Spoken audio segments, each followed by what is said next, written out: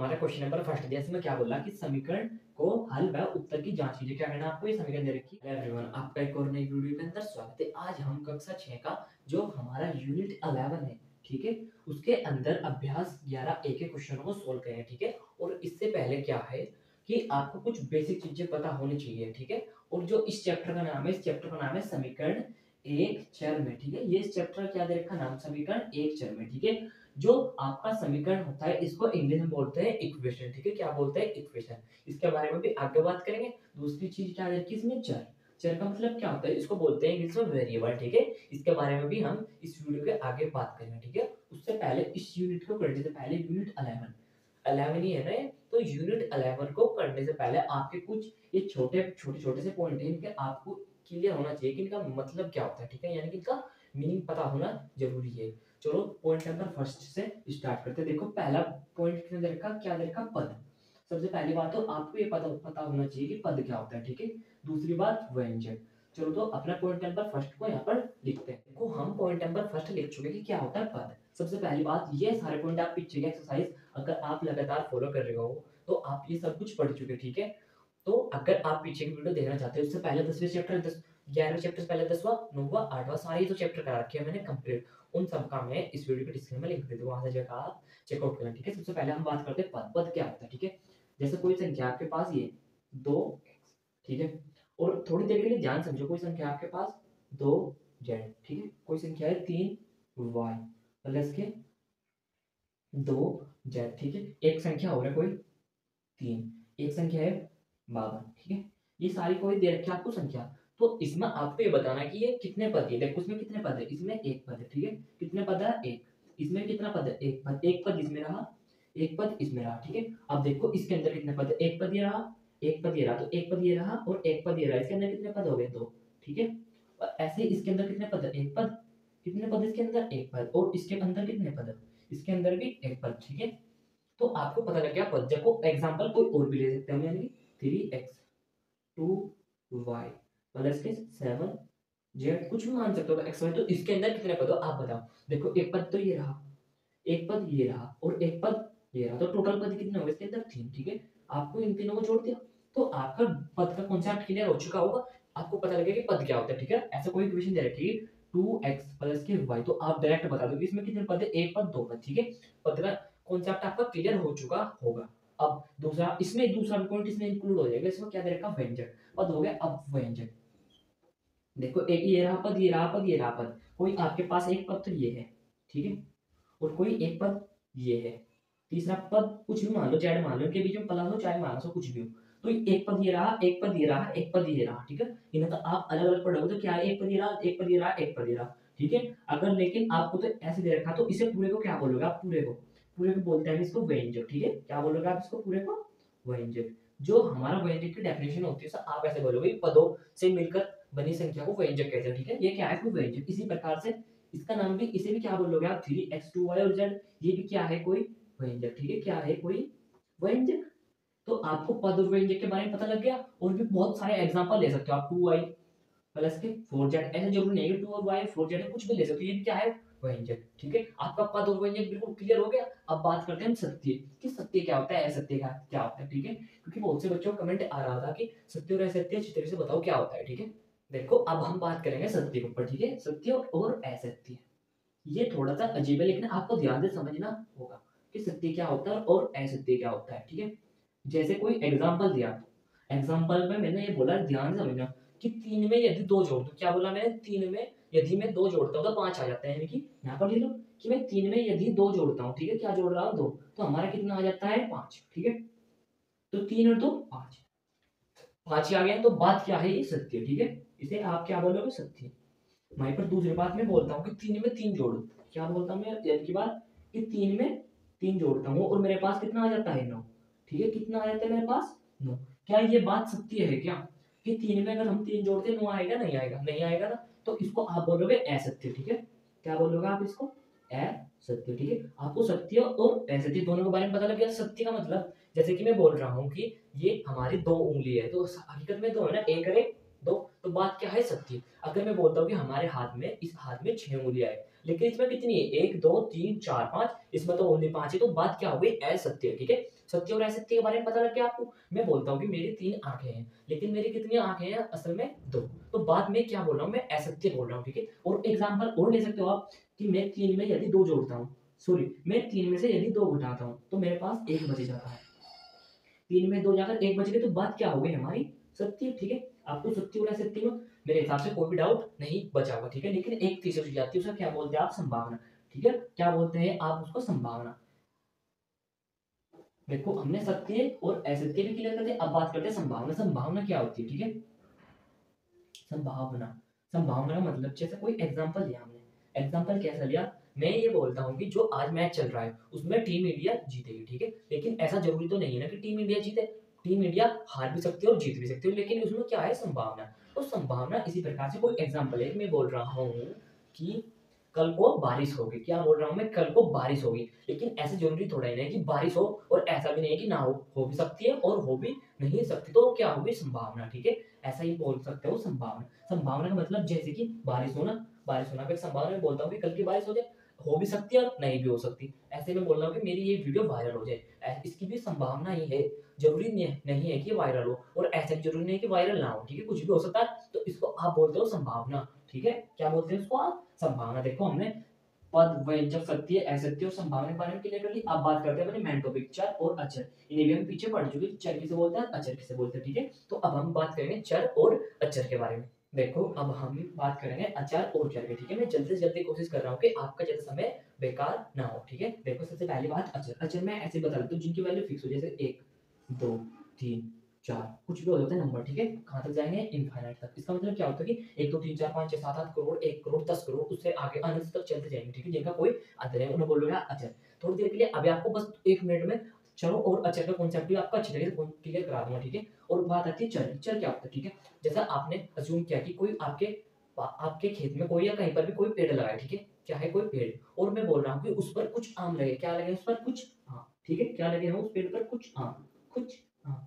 लेकिन आपको इस कुछ कुछ आम, ठीक है, तो ये कुछ आम हमारे, इनकी कुछ आम की वैल्यू कुछ भी हो सकती है, क्या आपको उस पर 100 आम लगे हो, 200 लगे हो, 500 लगे हो, 6000 लगे हो, या उससे भी ज्यादा लगे, या कुछ भी ना लगे हो। ठीक है, तो इसकी वैल्यू कुछ फिक्स तो नहीं है ना, तो हमने कुछ आम को मान लिया x।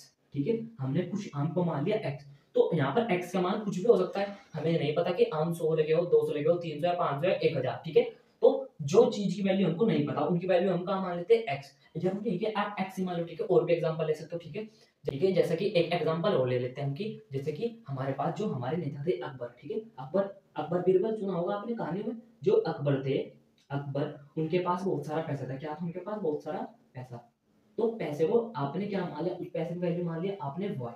जरूरी, यहाँ पर हमें वाई की वैल्यू फिक्स नहीं पता, बहुत सारे का मतलब उन पे 1 लाख 10 लाख 1 करोड़ 10 करोड़ या उससे ज्यादा था, हमको कोई फिक्स नहीं पता कि उनके पास कितना पैसा था। ठीक है, तो आपको चार पद वे होते हैं पर्सनली जिनकी वैल्यू कोई फिक्स ना हो। ठीक है, जैसे ही मैं बोल रहा हूँ कि हमारे टंकी में, जो हमारी अनाज की टंकी है उसके अंदर अनाज अनाज है। ठीक है, अनाज के दाने हैं। ठीक है, क्या है, अनाज के दाने, उनकी संख्या, दानों की संख्या कितनी मान लूं मैं, दानों की संख्या मान लेता हूँ कि बार जेड। तो हमको फिक्स नहीं पता कि दानों की संख्या जेड 1 हो, 1 करोड़ हो, उससे भी ज्यादा हो, या फिर बहुत ही कम हो, तो हमको कोई फिक्स वैल्यू नहीं पता। ठीक है, तो जिसकी, और एक एग्जांपल और हो गया कि हमारे सर पर बहुत सारे बाल है। ठीक है, लेकिन आपको बालों की फिक्स संख्या तो नहीं पता, जिसकी आपको फिक्स वैल्यू ना पता हो, तो उसे आप बोल दोगे चर। ठीक है, जैसे हमारे सर पर कुछ बाल है। ठीक है, हमारे सर पर कुछ क्या है, बाल, बालों की संख्या इस बार कितनी मान लो, कुछ भी मान लो, ए मान लो, चलो बालों की संख्या, लेकिन हमको एक वैल्यू नहीं पता, इसकी वैल्यू कुछ भी हो सकती है, 1 हो सकती है, या हमारे सिर पर बाल हो ही ना, लेकिन होने को 10 लाख हो, उससे भी ज्यादा हो, क्या आपका कोई फिक्स वैल्यू नहीं है।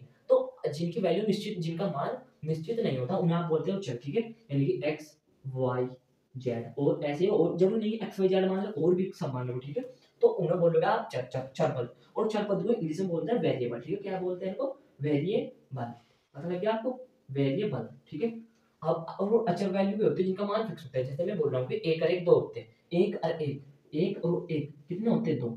बात सही है ना, बिल्कुल फिक्स हो। 1 और 1 कभी भी 3 नहीं होंगे। ठीक है, ऐसे में बोल रहा हूँ कि 4 और 6, 4 और 6, 4 और 6 हमेशा 10 होते हैं। ठीक है, 4 और 6 हमेशा 10 ही होंगे, कभी ऐसा नहीं होगा कि कहीं आपने ये सुना कि 4 और 6 11 होते हैं, नहीं। 4 और 6 10 ही होंगे। तो इसलिए जो चीज फिक्स होती है, जिनकी वैल्यू फिक्स होने बोलोगे अचर, और जिनकी वैल्यू फिक्स नहीं होती उन्हें बोलोगे आप अचर। ठीक है, अब हमने चर और अचर के कॉन्सेप्ट भी कर लिया बिल्कुल अच्छी तरीके से क्लियर। ठीक है, अब आप समीकरण एक चर में पढ़ने के लिए रेडी हो। अब अपने अभ्यास 10th A के क्वेश्चनों को सोल्व करते हैं। देखो देखो जो हमारा क्वेश्चन नंबर फर्स्ट दिया इसमें क्या बोला कि समीकरण को हल व उत्तर की जांच कीजिए। क्या करना है आपको, ये समीकरण दे रखी है ऐसे, इन्हें आपको हल करना, उत्तर की जांच करनी चाहिए। सबसे पहले आपको हल करना चाहिए। आप जैसे आपको पहले क्वेश्चन दे रखा कि x प्लस के 2 बराबर के 3। ठीक है, क्या है कोई समीकरण। अब हम सबसे पहले बात करते हैं समीकरण क्या होती है। ठीक है, चलो इस क्वेश्चन को या इससे आगे क्वेश्चन को सोल्व कराने के बाद बात करेंगे समीकरण क्या होती है। ठीक है, देखो आपको इन क्वेश्चनों में एक चीज ध्यान रखनी है।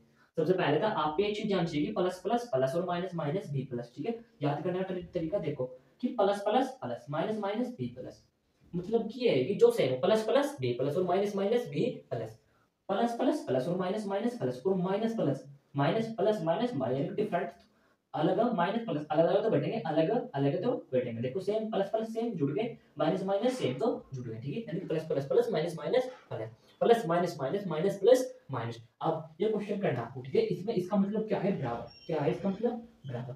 बराबर का मतलब क्या होता है, जैसे तराजू हो ना, तराजू तराजू तो आप सभी ने देखी होगी। जैसा उसके दो पल्ले होते हैं, एक इधर और एक इधर। तो अगर आप उनसे सब्जी खरीदते हो तो एक तरफ बांट रखता है और एक तरफ सब्जी, दोनों को क्या करता है, बराबर, तब वे बराबर हो जाते हैं। इसका मतलब ये है कि जितना बाहर इधर उतना ही बाहर इधर हो चुका होगा। ठीक है, तो आपको भी उन्होंने बोला कि ये क्या है, बराबर, आपको उसे बराबर करना। ठीक है, तो आपको इस x की वैल्यू निकालना है। ठीक है, x की वैल्यू निकालते हैं आपको पता लग जाएगी इसमें x का मान यहाँ पर ऐसा क्या रखेगी, समीकरण बराबर हो गया। ठीक है, देखो एक तरीका तो ये है, इधर कितना है 3, इधर कितना है 2, हम दो में ऐसा क्या जोड़े कि 3 आ जाए, हम दो में ऐसा क्या जोड़े कि 3 आ जाए, आपको पता लगेगा x मान कितना आ गया 1। लेकिन इस विधि से आगे तक क्वेश्चन को सोल्व नहीं करते, तो उसका सोल्व करने का तरीका अब हम स्टार्ट करते हैं। अब आपको थोड़ा सा ध्यान से देखना होगा। तो इस इक्वेशन को सोल्व करने से पहले आपको ये ध्यान रखना कि आप जिसकी वैल्यू निकाल रहे हो, आप देखो यहाँ पर आपको किसकी वैल्यू निकालनी है, x की। तो आपको क्या करना है, x को अकेला करना है। ठीक है, और अकेला कैसे हो सकता है, ठीक है, अगर हम इसे 2 को उधर भेज दें।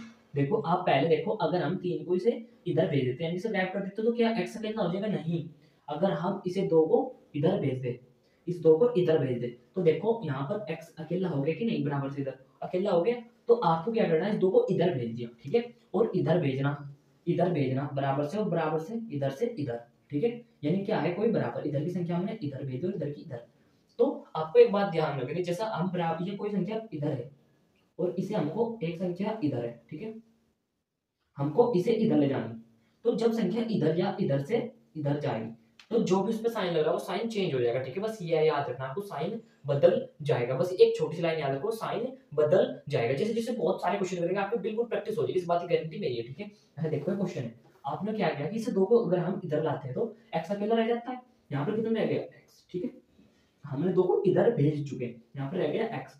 ठीक है, बीच में क्या था, बराबर, ये बराबर हमने ऐसा का ऐसा ही उतार लिया। ठीक है, चलो यहाँ पर नहीं, हम देख लेते हैं यहाँ पर, ये बराबर इधर कितना रह गया x। एक बात बताओ आप, ये 3 तो इधर ही था ना, इधर ही रखा, ये 2 हमारा इधर से चलकर इधर आ गया 3 की साइड। पहले 2 x की साइड था, अब किसकी साइड आएगा, 3 की। देखो ये कैसा साइन था, प्लस का, इधर आ तो प्लस का साइन चेंज हो जाएगा। ठीक है, अब जो x की वैल्यू निकाल लोगे आप, 3 में से 2 ज्यादा कितना बच गया, 1। यही क्या आ गया हमारा आंसर। ठीक है, देखो बहुत ज्यादा इजी क्वेश्चन है, आप ध्यान समझ। देखो क्वेश्चन नंबर दूसरे में क्या दिया आपको कि 3 प्लस के x बराबर के 4। ये कोई आपको क्वेश्चन दे रखा, आपको क्या बताना, x का मान। तो आपको जिसका मान पूछे उसे ही आपको अकेला करने की कोशिश करनी। देखो ऐसा क्या करें कि x अकेला हो जाए, अगर हम इस 3 को गायब कर दें यहाँ से, तो x अकेला हो गया नहीं, बराबर से इधर। ठीक है, बहुत से बच्चे 4 करेंगे, लेकिन 4 को अगर गायब इधर लाते हो तो क्या x अकेला हो जाएगा, नहीं।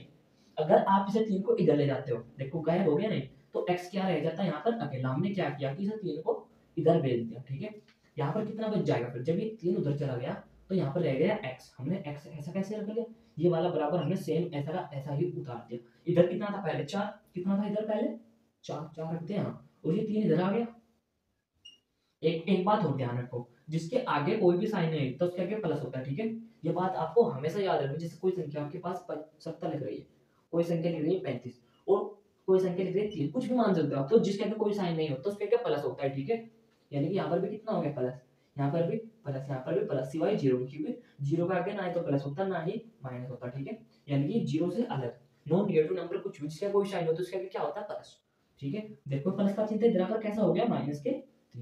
तो अब आप x की वैल्यू 4 में से 3 जाओ कितने रह गया, एक, 4 में 3 ज्यादा रह गया 1। हमने क्वेश्चन नंबर सेकंड भी कर दिया है सोल्व। अब अपना ये वाला क्वेश्चन को सोल्व कर देंगे, 15 प्लस के a प्लस के 12, ठीक है। इसको अब हम क्वेश्चन नंबर दूसरे के क्वेश्चन को सोल्व करेंगे। देखो कितना दे रखा है, 15 बराबर a प्लस के 12, 11 बराबर b माइनस के 3, ठीक है। ये दो क्वेश्चन देख के थोड़ा अजीब लगा होगा आपको कि इसमें क्या करें।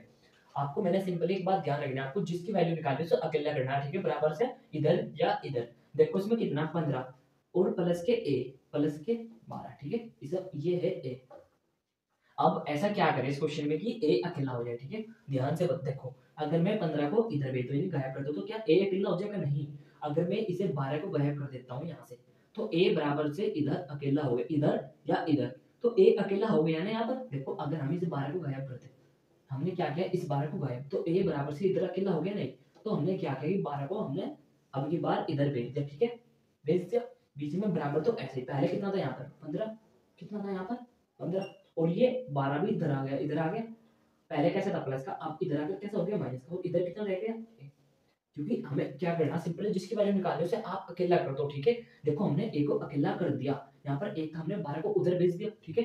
यानी कि इसको इधर घूमने के लिए भेज दिया हमने, और 15 में से 12 जाकर कितने बच गए, 3 ए। तो यही क्या आ गई हमारी ए की वैल्यू कितनी निकाली आपने 3, ठीक है। आप चाहे इसे ऐसे लिखो चाहे ऐसे लिखो, बात तो एक ही है ना। यहाँ पर भी ए की वैल्यू 3 है और यहाँ पर भी ए की वैल्यू 3 है, क्योंकि बीच में क्या साइन लग गया, बराबर। बराबर मतलब जितना वजन इधर उतना ही वजन इधर, ठीक है। पता लग गया आपको। देखो ये इतने ज्यादा भारी क्वेश्चन नहीं है, मैं अभी भी फिर दोबारा से बात रिपीट कर रहा हूँ कि आप जितनी भी इनके क्वेश्चन की प्रैक्टिस करोगे, इतने आप इनमें परफेक्ट होते चले जाओगे, ठीक है। इसमें तो हमने ज्यादा बेसिक बेसिक पर चर्चा की और 2-4 क्वेश्चन कराए, लेकिन इससे पार्ट 2 जो अपलोड करेंगे इससे आगे उसमें अंधाधुंध क्वेश्चन कराएंगे, ठीक है, बहुत ही ज्यादा। तो आपको इसमें तो आपका बेसिक स्ट्रॉन्ग होना चाहिए, बस ये है। मैं आपको इनसे इंट्रोड्यूस कराना, ठीक है, इनसे आपको इंट्रोडक्शन कराना मेरा, और इससे ज्यादा कोई भी मतलब नहीं। इससे आगे जो इससे आगे की वीडियो में बहुत सारे क्वेश्चन ऐसे सोल्व कराए जाएंगे, ठीक है। देखो इसमें क्या करना, आपको b की वैल्यू निकालनी है, 11 बराबर b माइनस का 3, तो आपको क्या कर लेना, b को अकेला कर लेना, ठीक है। b अकेला कैसे होगा आप बताओ। अगर मैं इसे 3 को इधर भेज देता हूं तो b अकेला हो जाएगा कि नहीं हो जाएगा, ठीक है। इधर पहले से कितना था, 11, 11 लिख लिया, और ये b इधर चला गया, ठीक है। यानी कि ये माइनस का b था, लेकिन ये पूरा तो जाएगा ना, माइनस का b था, उधर जाकर कैसे हो जाएगा प्लस का b।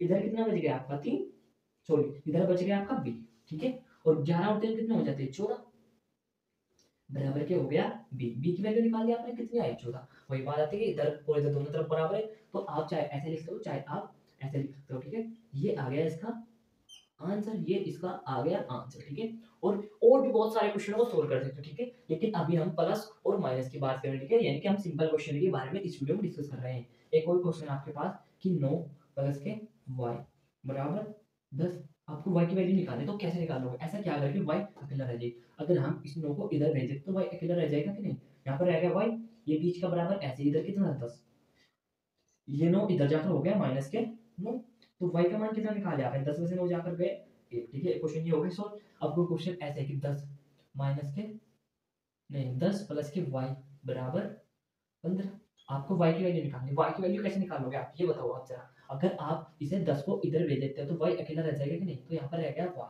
बीच का बराबर हमने ऐसे, ये 15 इधर पहले से था, और ये 10 इधर आकर कैसा हो जाएगा माइनस का y, 15 में से 10 जाकर कितना आ गया 5, ठीक है। एक क्वेश्चन ये सोल्व कर दिया हमने। और इसी प्रकार से कोई क्वेश्चन एक और ले लो कि कितना 3 बराबर 2 और 2 प्लस के y, ठीक है। लेकिन आपका इन्हें अच्छा आपकी इन पर अच्छी पकड़ होनी चाहिए, ठीक है।